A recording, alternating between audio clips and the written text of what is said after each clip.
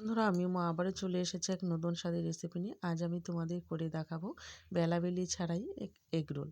তো এগ রোলটা বানানোর জন্য আমি আমার পরিমাণ মতো ময়দা নিয়ে নিয়েছি। এখানে মোটামুটি 3 চামচ ময়দা আমি বা একটা মিক্সিং বলে নিয়ে নিলাম। এবার এর মধ্যে পরিমাণ মতো নুন দিয়ে রুম টেম্পারেচারে জল দিয়ে একটা পাতলা বেটার বানিয়ে নেব।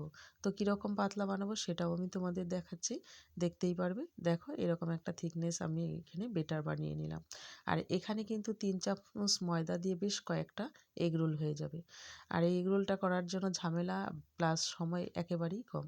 এবার একটা বাটির মধ্যে নিয়ে নিলাম আমি পেঁয়াজ কুচি, আর নিয়ে নিলাম শসা কুচি, টমেটো সস, আর এখানে আমরা দিব লঙ্কা কুচি। তো লঙ্কা কুচি যদি বাচ্চারা খায়, ঝাল না খেতে পারে, সেখানে স্কিপ করা যেতে পারে, তবে শসাটা দিতেই হবে। তো এখানে আমি টমেটো সস দিয়ে ভালো করে মিক্সিং করে নিলাম। আর এখানে দেখো, যে ময়দার বেটারটা বানিয়ে নিয়েছিলাম সেইগুলো একটা তাওয়ার উপরে, মানে তাওয়াটাকে গ্যাসের উপরে দিয়ে গরম করে নিয়েছি।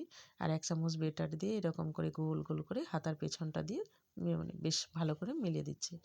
এবার উপর পিঠটা যখনই হয়ে যাবে তখন চাইলে এখানে তেল ব্রাশ করাও যেতে পারে, কিন্তু আমি আজকে করিনি, প্রয়োজন হলো না তাই।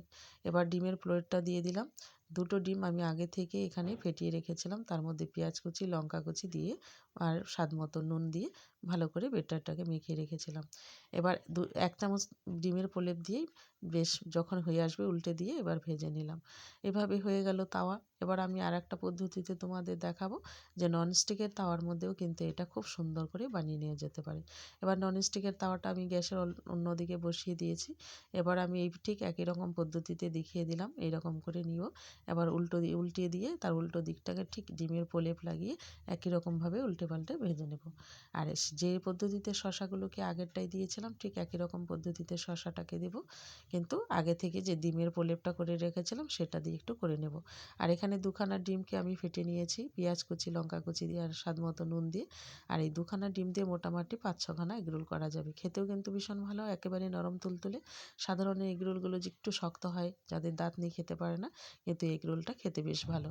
তো শসা কুচির মধ্যে কিন্তু আগে থেকে নুন দেইনি, কারণ আগে থেকে নুন দিলে শসাটা নরম হয়ে যাবে, খেতে ভালো লাগবে না। যখন এগরোলের উপরে দিলাম তখন অল্প একটু নুন দিয়ে ভালো করে মিশিয়ে দিলাম। তো আজকে এই ছিল এগরোল রেসিপি। এই রেসিপিটা তোমাদের কেমন লাগলো জানাবে। প্রত্যেকে বাড়িতে একটু ট্রাই করে দেখবে, তবেই বুঝতে পারবে, কারণ সব জিনিসই রূপে বিচার হয় না, কিছুটা বিচার হয় গুণেও। তো আজকে রাখছি, আবার আসবো অন্য রেসিপি নিয়ে। ততক্ষণে ভালো থাকবে সবাই, টাটা।